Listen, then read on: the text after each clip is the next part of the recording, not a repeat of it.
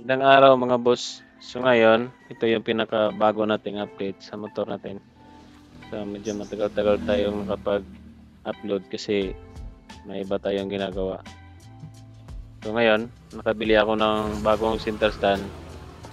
Hindi pala ito bago, ito ay second hand lang na nabili ko sa Facebook. Nilagay ko na lang yung Facebook account o link ng seller. Sa buong video, mapapanood nyo yung binago natin at saka dinagdag doon sa center stand na nabili natin.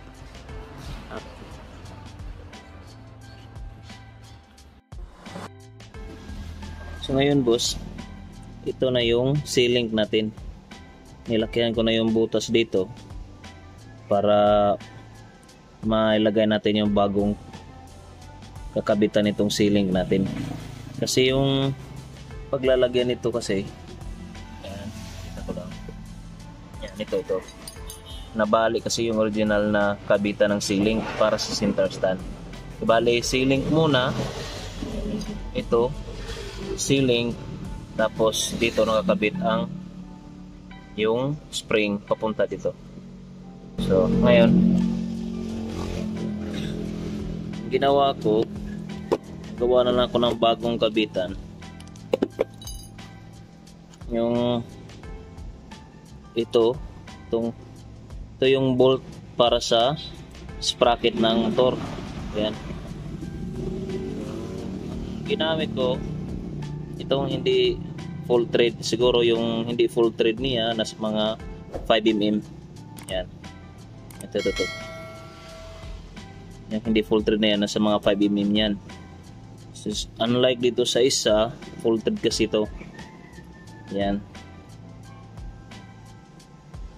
Ito lang ang ginamit ko para yung C-link natin dito siya maglalaro sa hindi full thread.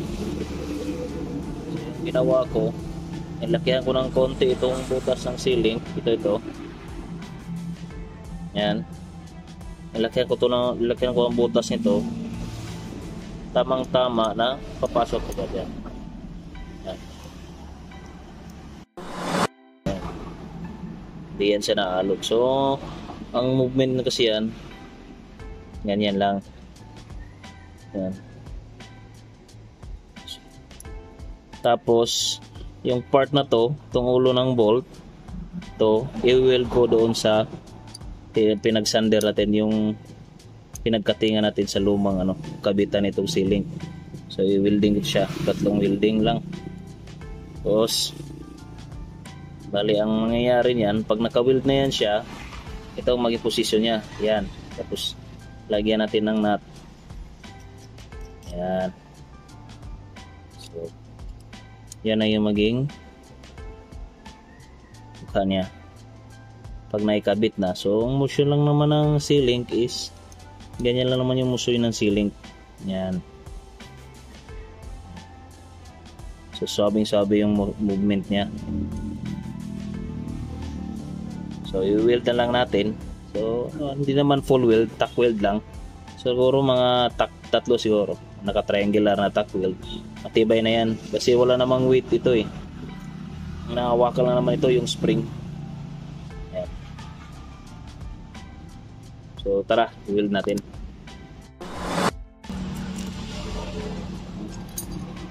Tanggalin natin ito. So dito natin siya i-weld sa yung saan. Ayan. Diyan natin siya ilalagay. So, 3 wheel lang siguro. Tack wheel lang natin. So, yan. Triangular lang ang position. Matibay na yan.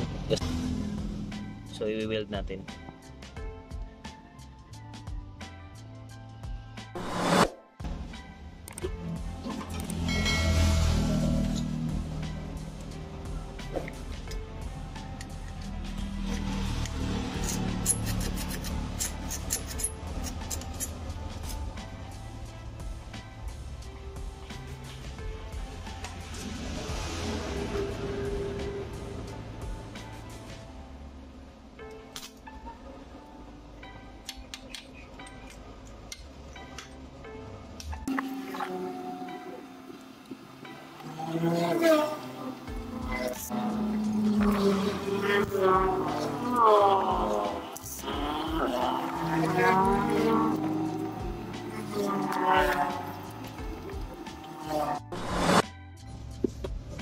So,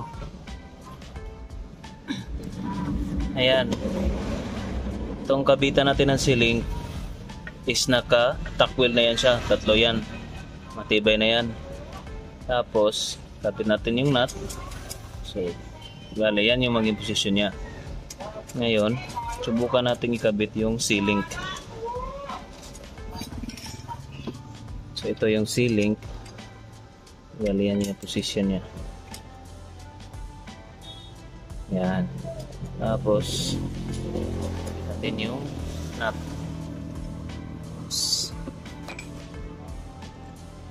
Kita natin ng konti. Tapos na yan. So, yan na yung maging posisyon niya. Yan naman yung movement ng ceiling.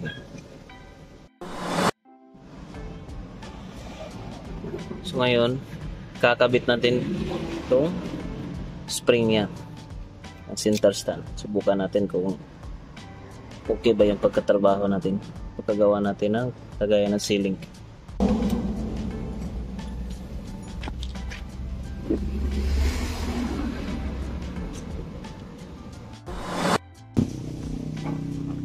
So pala mga boss, ito yung center stand natin na nabili sa online.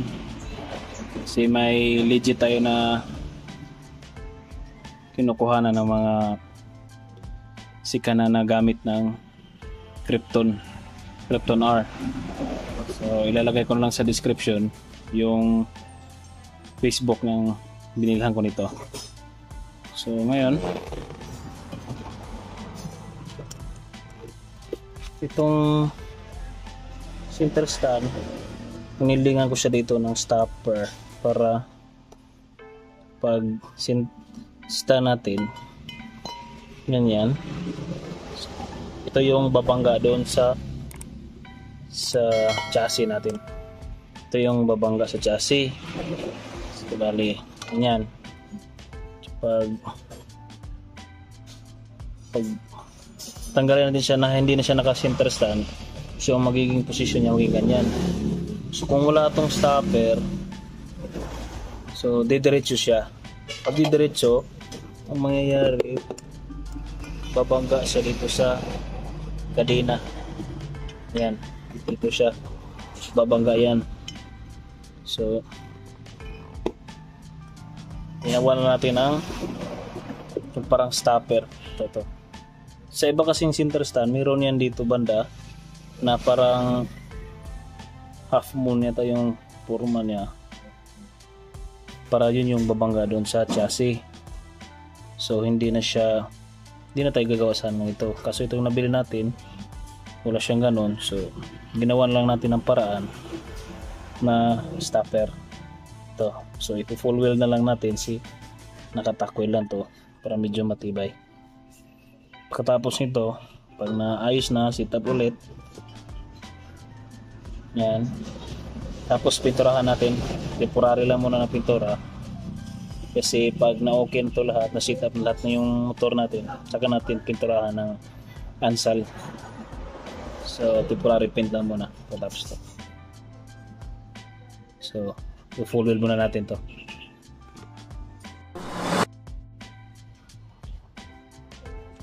So ngayon mga boss, ito na yung center stand natin, nalinis ko na, nakabrush ko na ito. Tapos nasandal ko na rin yung mga sobra-sobra sa welding. Yan.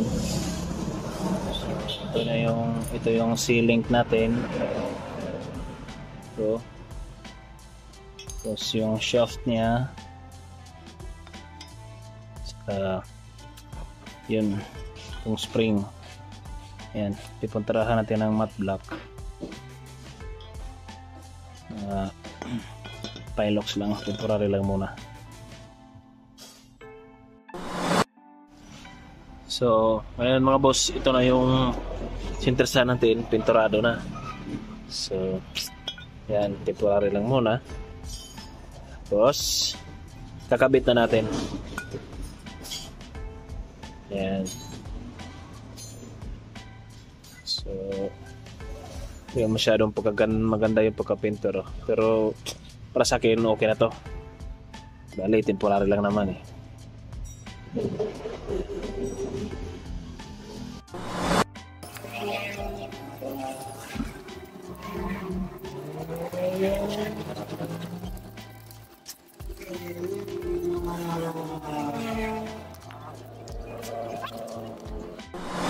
So, itong kakabitan natin ng itong ceiling. Ayan. Pininturahan ko na lang din yung pinagbuildingan. So, ginawa ko dito is phenol weld ko na lang siya para sobrang titibay talaga siya. So, full weld na lang. Ayan. Tapos, pinalot ko ng electrical tape tapos pininturahan. Ayan. So, ngayon ikakabit na natin para mabuo na yung center stand.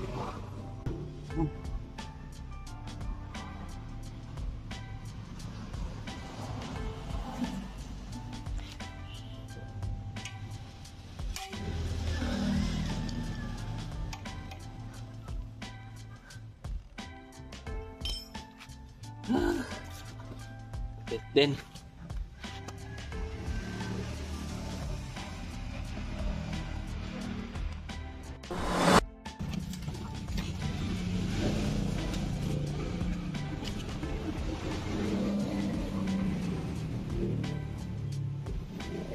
so ayan, pabitan natin yung center stand. Sinsahanin muna yung natin motor kasi wala pang ligo yan, kailangan pang masingan.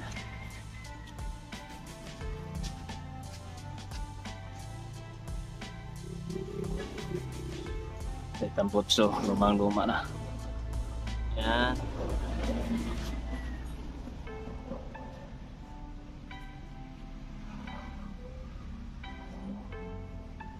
So yan, understand yung spring natin, yung ceiling, tapos yung nut natin, nut sa bolt na kinabitan ng ceiling. So yan.